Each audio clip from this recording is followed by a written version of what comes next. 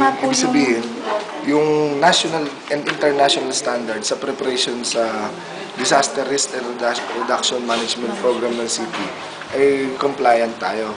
Yung ginawa namin mga pamphlets and booklets para sa paghahanda sa bahay-bahay, pati yung geohazard map namin, yun ay kinuha ng national government at yun ang kinopya nila nagagahin sa ibang mga munisipyo at LGU.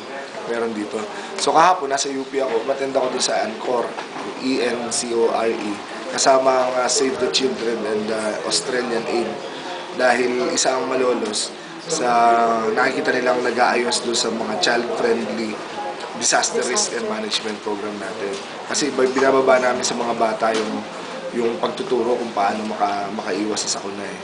So, ganun din. So, kumpleto tayo dun sa paghahanda natin, sa yung resources natin na nakahanda naman. Nga lang, ang worry namin lagi mga LGU, lagi na lang tayo naghahanda sa disaster. Bakit hindi natin iwasan ng disaster? Sa adaptation.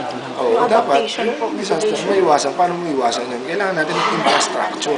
And only the national government can afford such